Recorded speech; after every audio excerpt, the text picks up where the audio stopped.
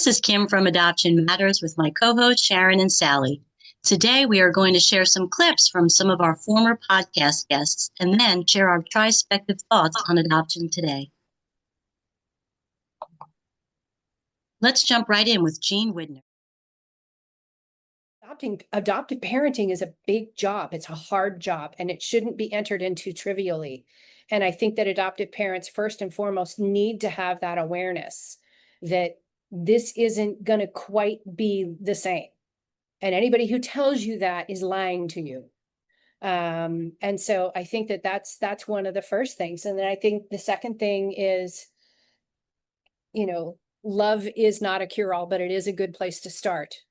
And I think that whether we understand it or not, as an infant, that infant is going to need bonding and healing.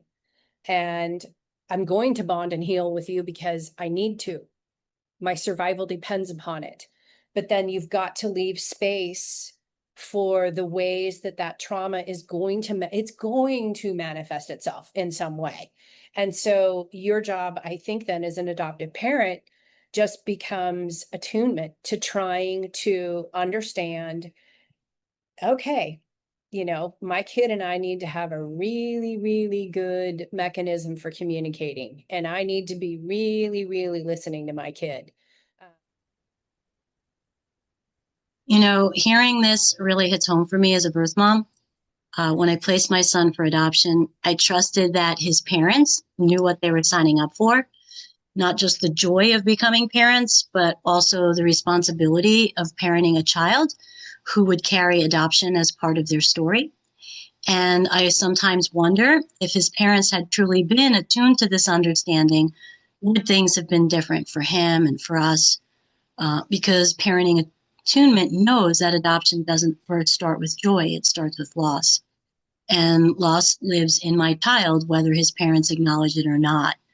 Love is absolutely necessary, and I'm glad he was abundantly loved, but love alone doesn't erase the questions that he has, the identity struggles, the grief that might surface at different stages of his life. And honestly, I believe adoption agencies need to do so much better here. Many birth mothers, especially young ones like myself, back then, we have to trust the agency to do their part. We have no guarantee, only hope. And when I was 15, I didn't know all the things I should ask for, all the support that my son would need, and all the ways that his parents should be prepared.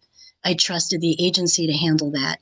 I trusted them to educate his parents, to prepare them for the reality of what raising an adopted child would mean. And I don't think his parents ever expected me to show up in their life. And when I did, his mom still treats me like I did something wrong by coming back into my son's life, like I'm a threat instead of part of his story or part of him. And I feel like these teachings can't just happen at the beginning, during the home study when prospective parents are focused on fulfilling the dream of having a child. These conversations need to continue as the child grows because it's really easy to forget these realities when you're in the thick of raising a toddler or celebrating, a kindergarten or graduating or living everyday life. For parents, they're living their dream, but the child is living an entirely different reality. And I feel adoptive parents really need ongoing support and the education to stay present to that, not just in the beginning, but throughout their child's entire life. Sally, as an adoptive parent, what are your thoughts? Well, it's so interesting you bring that up from your perspective as a birth mom, because certainly when I look back, and I was just going to kind of say the same thing, it's like, yeah, we are like so into this excitement about becoming parents, and many of us it might be our first child, and we may have waited maybe a few years or more and been a part of this adoption process for a long time. And so then this happens and we're over the moon, you know. And that is a hard feeling to penetrate, that kind of feeling of that we are, that it feels almost like somebody might be bursting our bubble a little bit. Now, back in the day when I was a part of the adoption process, we didn't know as much as we know now. And I do know that some things are different because even Sharon and you and I have done webinars at adoption agencies about adoptee grief and grief in the adoption process. So I think it's changing a little bit. But even then, there is kind of this idea that, oh yeah, that's over there. That might be that family. But hey, I've got lots of love as an adoptive parent, and I'm actually, pretty skilled person. That's, I think, sometimes what adoptive parents think.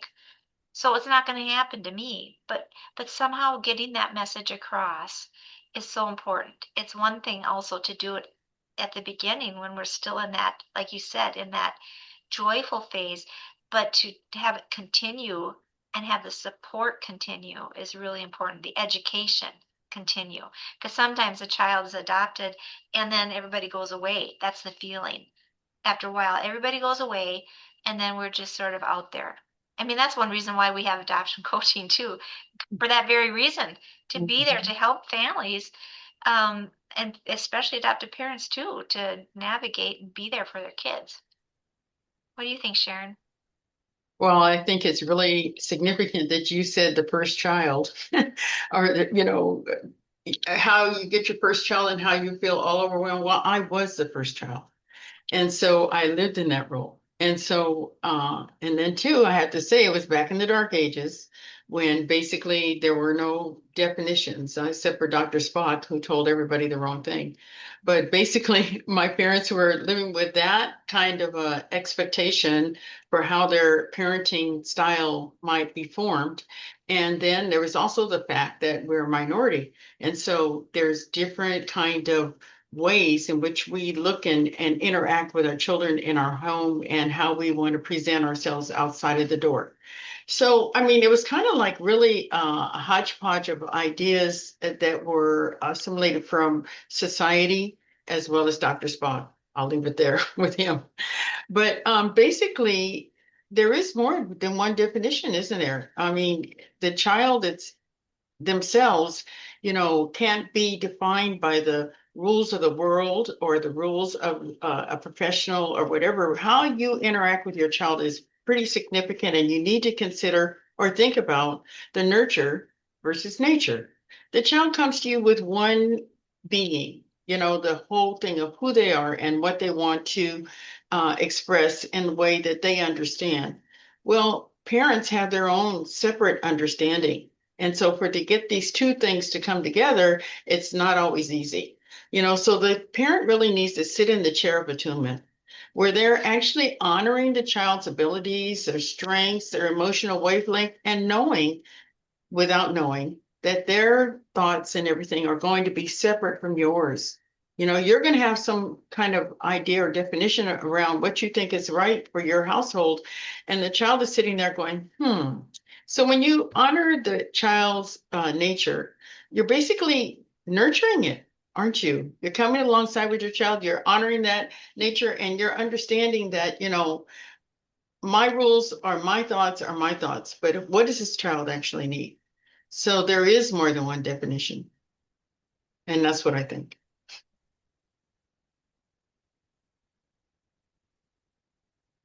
Now let's listen to Isaac Etter, an adopted person and the founder of Identity. And accept what you do and don't know. You have to accept that just like with regular parenting or biological parenting, your child is going to become their own person regardless, right?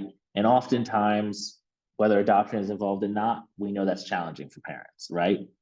But I think adoptive parents need to be even more ready for that. They need to be even more ready for, there's going to be parts of their adult life, like connecting with biological family, like trying to discover new parts of who they are. In the case of transracial adoption, that could be connecting with more communities that look like them.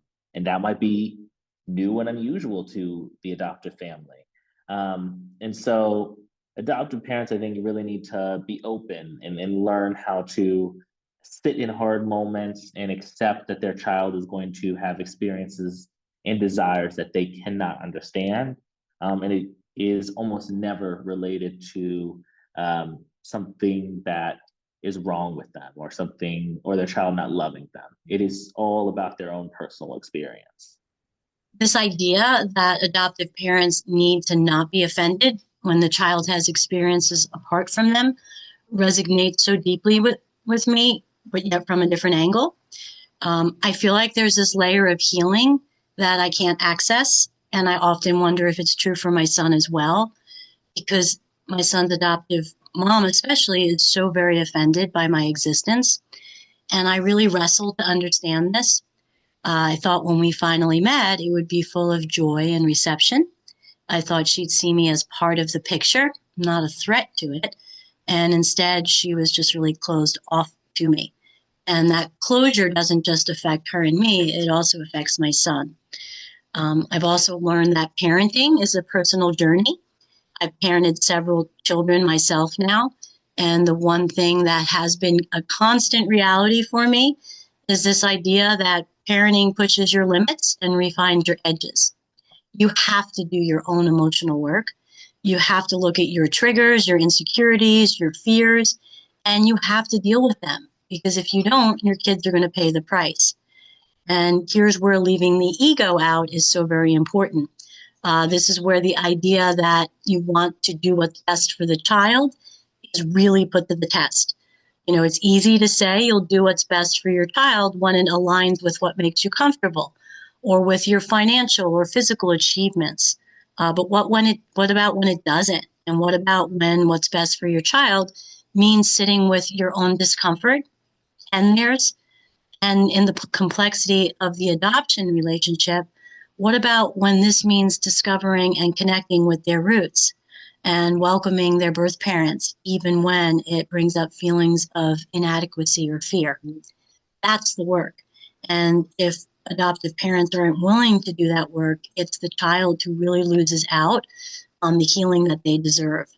My son and I have already lost so much time in many pieces, and I feel like we shouldn't have to lose the chance to heal together with the awareness that is out there today. Sally, what are your thoughts on that as an adoptive parent? Yep, yep. Really important to voice that, Kim, in our conversation. And I do hope that adoptive parents will really hear that. Because when I heard Isaac, one thing I heard in his comments was that he was still really trying to say it in a way that an adoptive parent would hear it. He was being very careful. And in that carefulness, behind that, I sensed the worry that what he was saying would not be received. And he desperately wants it to be received. And that is, it's not all about us as adoptive parents. And it's not, in fact, it's about the adopted person. And it's about making them central and putting our own feelings, on the back burner, working on our own feelings. When he said, really implored, or what's the word, really asked adoptive parents to, hey, some of this is a gap that we as adoptive parents are not going to be able to fill. So let's not A, try to think we can, or B, be upset when our children voice the gap, when they voice the feelings, because it's there and it will always be there. So let's be there for our kids. Easier said than done, because I think the whole adoption process is just that. It's like this conveyor belt process. And so we kind of get, as adoptive parents, sometimes caught up in that. And I think of the term, oh, your kids are great. They turned out great. That's kind of this great American phrase.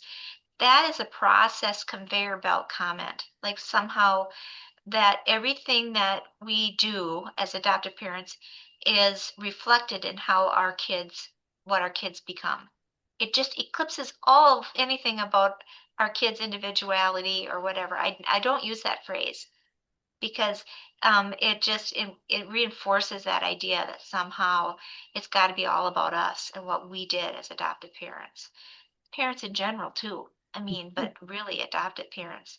So I agree, and I implore, I hope that's the right word, all adoptive parents to really listen to what Isaac is saying. And when we start feeling threatened, or our kids have strong feelings and things are happening with our children, that we really take a pause, step back, realize that this is a bigger thing than just something that's about us or how we're doing or as a parent. So that is really, I had a great deal of tenderness listening to that with Isaac. Yeah. Sharon, how about you?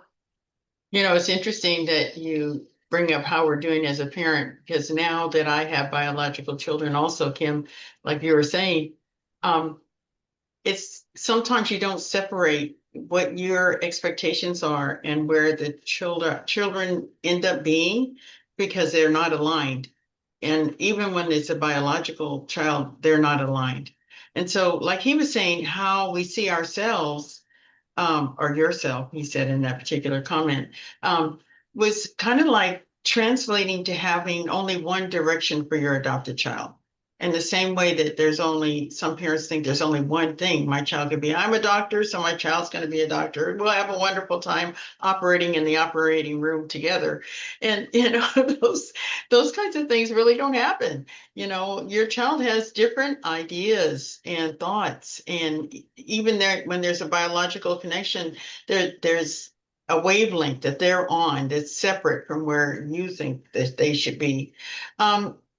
They'll want to think and act and be who they are. And as an adoptee, it was even a deeper struggle, because my thoughts were totally different. And I kept thinking, like, why doesn't anyone understand me?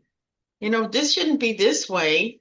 I don't care what it was. It should be this other way. Why are they doing things the way that they're doing things? Because it's not how I feel about things. And so it was the hardest part in that gap was trying to communicate that to my parents. Like, I'm not happy. Well, if I'm not happy, the first thing I did was cry.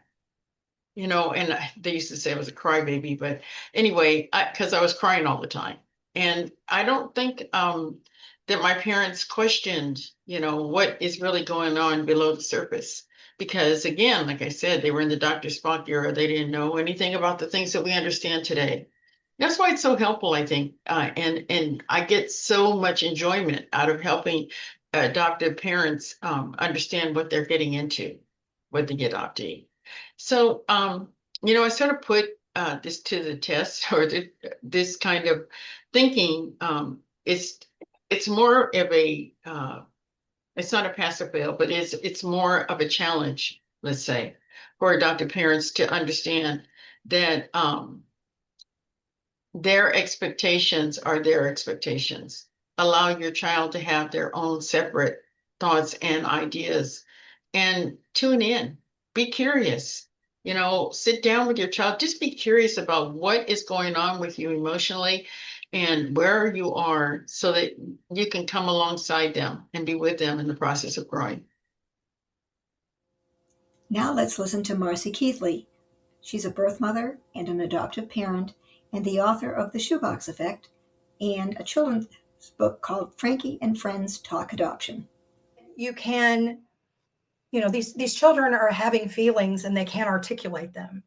They feel yucky, they feel icky, they feel sad, but they don't know why.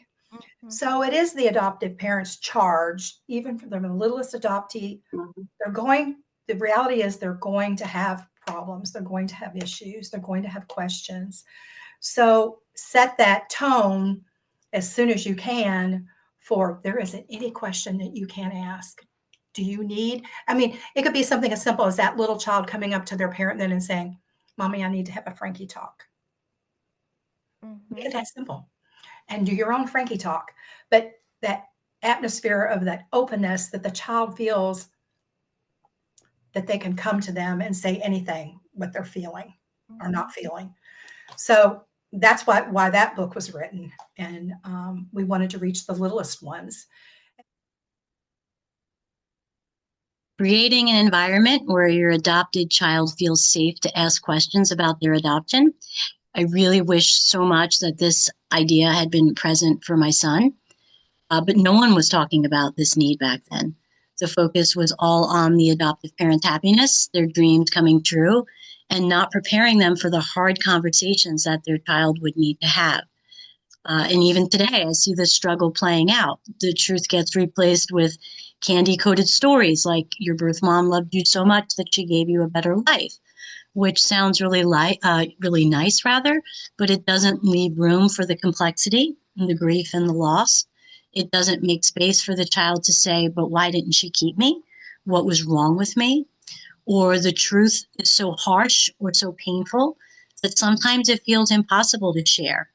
And I get that, because how do you tell a child the circumstances of their conception, or the reasons behind placement, or the systematic failures, the poverty, the age of the birth mother, the lack of support? But kids sense when there's secrets. They know when something's being hidden. And that silence does more damage than truth ever could. So I don't know if at times questions were welcomed when my child was growing up, but I do know that as we've reconnected, there are a lot of gaps, things he didn't know, things that I assumed he had been told, and that breaks my heart, not just for what happened, but for what wasn't said. Sally, what are your thoughts on that? Yeah. I really liked when she called it, I think, a Frankie moment based on a book that she had written. That word frank, is to have honest conversations.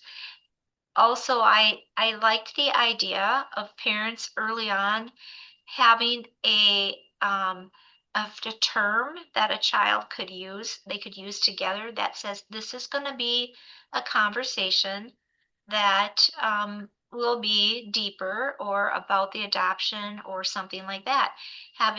Giving a child a tool to say, hey, do you want to have a Frankie moment, or do you want to have whatever it would be, a Molly moment? But it would signal to the child that, hey, we can talk about this, and then we empty ourselves of our own concerns and attune to what that child is saying. Another wonderful tool is telling the truth to your adoptive or foster child, because it touches on, Kim, what you're saying. Sometimes I think adoptive parents feel ill-equipped to have the conversations, and that helps guide these with even different situations that might have brought this adoption to occur in the first place. One thing it does say is that one of the best things we can do is be honest with our kids in age appropriate ways, that and to have the adoptive parents realize that that is one of the greatest things that will create trust in the relationship. Because if we withhold something from them and don't have our Frankie moments with them, we are not giving them the information that is actually theirs in the first place. And if something comes, other people know about it and they don't, or they hear that we fudged or something, that can be very damaging. So starting at the very beginning with open and honesty, and being willing to not be threatened by that. If that's kind of a theme in all of these, is adoptive parents, please, please don't feel threatened, and work on it if you are. Sharon, what do you think? Well, as you were talking, Sally, I was just thinking about, close adoptions. When a parent is involved in a closed adoption, they don't really have access to the information that is needed to communicate to the child. And that's the kind of environment I was in. It was closed. And, I feel that as adults, maybe we have a responsibility, even though we're giving rules. I mean, how many times do you go through a stoplight and you keep going? It says stop, but you keep going, and you don't pay attention to the rule. I think that it would have been helpful for parents in a closed environment to try and seek information, even though you don't maybe have the information. It wasn't given to you. The social worker said she had no way of knowing. You're the adoptive parent, and I think you have more influence than you realize.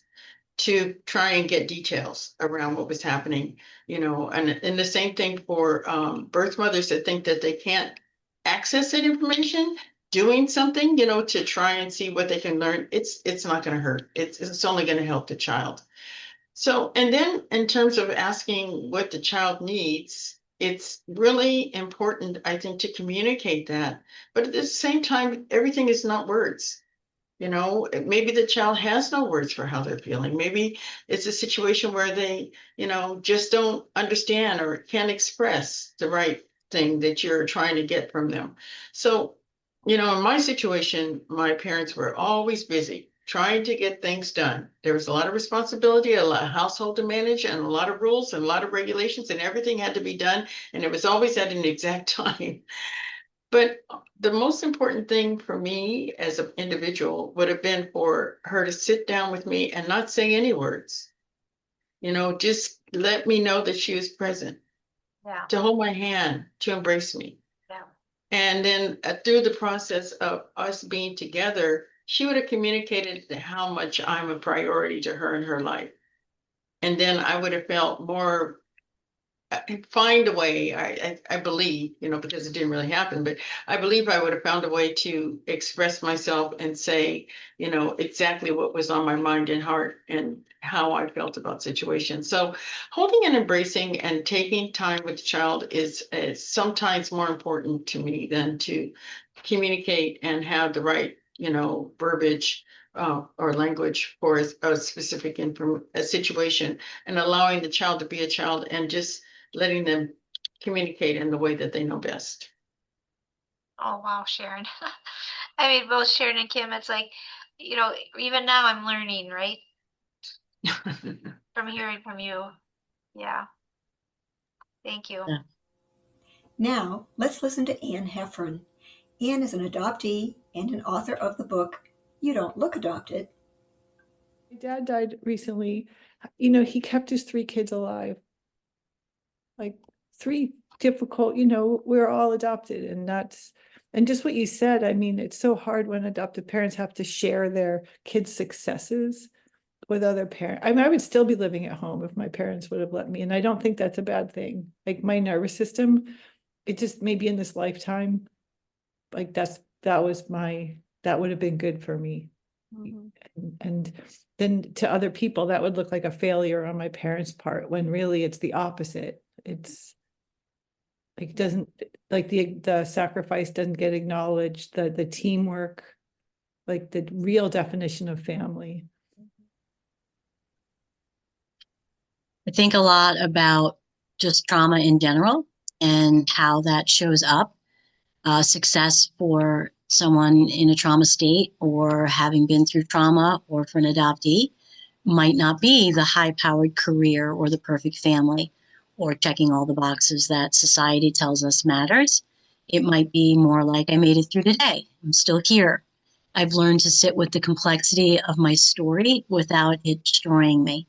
And I think that's monumental, that's survival, that's success, because trauma is real. The loss is real, and navigating life when you're carrying that, when your very existence began with separation from the person whose heartbeat you knew, takes a different kind of strength. And the thermostat is set differently. What might feel manageable to someone else might be overwhelming for an adoptee. What might look like just getting by to the outside world might be an incredible feat of resilience. So I don't get to define what success looks like for my son. That's his to determine. But what I hope for him, and what I wish and hope his parents understood to hope for him, is that he finds peace, that he can sit with his adoption story, with all its complexity, all its pain, all its loss, and still feel worthy and still feel loved. That would be the greatest success of all. Sally, what are your thoughts about this idea around success?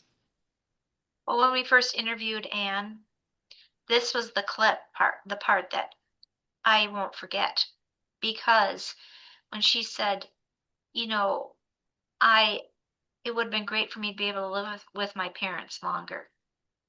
And the context around that was, like you said, it was around what kind of success are we putting on our kids, right? And when I heard that, I was like, because I have had children where they've remained in the home for longer than what would be considered acceptable in society. And part of my brain was like, boy, I better try to get this going because otherwise people are going to judge me as a parent. Because it's not as bad these days, but there is judgment around if your child is an adult person and living in your home. Um, and that has to change in my mind because it is about what is monumental and successful for a young person, not what society says is successful. And we as adoptive parents want to give permission to think about that ourselves, permission. It is not an easy question because we don't want to, we want to make sure our kids um, find their way and can move through life in a way that works for them, but can move through life and be self-sustaining. So we want that, but we don't want to have that be that worry take the place of the successes that are happening as we go along. So I think that is a great clip for parents to listen to, adoptive parents, and find your people, adoptive parents. Find other adoptive parents. Have a community who understands that success is defined individually for each person and that it can be much different than what society says, so that you've got a place where that's celebrated, because that's awfully important. Yeah. Sharon. Wow. Wow. It's so important because what goes on outside your door is not going to help your adopted child or your family or even you. I think we set up kind of a situation with internally in our homes where we think, we've got to compete or manage our lives so that how others see us will be, as a success. So as you were talking about that, and even as Anne expressed, losing her father, when I lost my mother passed, my adoptive parent, I felt like if she hadn't done something or helped me in some way, I would have been so fragmented because losing a parent is like your anchor to life, your anchor to who you are and your existence. And the layer of adoption makes that even more complex for the person that's going through it. Losing a parent is an emotional thing, and I think we all have had that experience now. To know how fragmented you become and how emotional it is.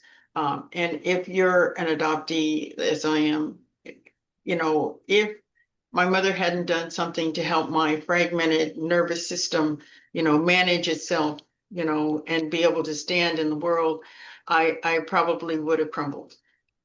So I just was looking at the loss that we experience anyway, losing your birth parent, losing, your identity, losing so many things. Well, growing up and then losing a parent is like the icing on the cake. And you feel even more of an orphan. You kind of go back to your original state, of not belonging or not being or not having a core center. So, it's important for adoptive parents to just regulate and help their kids regulate, so that they can, stand on their own 2 feet. Because as parents, I even tell my kids, I'm not going to be here forever, so it's important that you come to a place where at least you're able to stand, not even I don't care about a mountaintop, but stand on the ground and hold yourself up. Wow. Yep, it's that balance of attuning to where they're at, recognizing successes, and also still making I like your reminder that the goal can be regulation, so that they can stand on their own 2 feet eventually. That regulation might include living at home. It might not include that, but that is a core goal. I love that. Yeah. Okay. Yeah, it's important. It is. Our final clip today is with Dr. Patrice Martin. She's an adopted person, a professor, and a child advocate. Let's hear from Dr. Martin. I'm always going to say that, and I'm okay with saying that children need to be at the center of this conversation. Boy, this one stirred me up a bit, and it pointed me back to the same reality. Children at the center, the adoptee at the center. And it sounds obvious, right? But when we look at adoption practices and ask ourselves who's really being centered, if it was the child, we would have mandatory ongoing education for adoptive parents. We would have openness as the default, and we'd have support for the hard conversations, and we don't. And that tells you a lot. And there's a lot more work to be done. And that's something that we feel really strongly about. So I just appreciate Patrice bringing it back to this. Sally, what were your thoughts? Not too much more to say. She lands it. However, it's never too late to put your child in the center. Even as an adult, it's never too late. And you could actually, adoptive parents, you could use this as a jumping off point. You can say, hey, I listened to this podcast, and they were really talking about putting the adopted person in the center, and to say, I'm curious, I'm open here, not gonna get defensive or anything. I just want to know, how was your experience with that? How has it been with that? And then if there's some correction needed, how can we make it better? It's never ever too late. I don't care how old a person is. Even that act of saying, hey, I'm wondering, can start healing that maybe we didn't, as adoptive parents, didn't even know what was needed till now. Yeah, Sharon? Well, I just being the adoptee, I'd love to be at the center of everything. Just everything goes around me. It makes me kind of, it's emotionally challenging because I think, I'm not at the center. It's not about me. I need to reflect on what is needed in the environment around me. And so to hear an adoptee-centric position is like, it's an oxymoron. Is that really what I'm supposed to experience? It doesn't have a connection sometimes. I feel like, what is that connection supposed to be like? So, expressing the fact that the child should be at the center and then making sure the child is at the center are two different things. So, it's in action, it's in deeds, it's in words, it's in how you show up. And so, children are, supposed to be the center of our existence as a family, regardless of whether the child is adopted or not. I think adoption just adds an extra layer. So adoptee-centric behavior is the process, and it's full of attachment and attunement. And so, as you're raising your adopted child, just try and keep that in the back of your mind. Such good stuff. Well, we hope these reflections have deepened your understanding of how adoption impacts every member of the constellation in profound and interconnected ways. Join us again when we talk more about real people, real life, and real matters in our trispective adoptee-centric approach.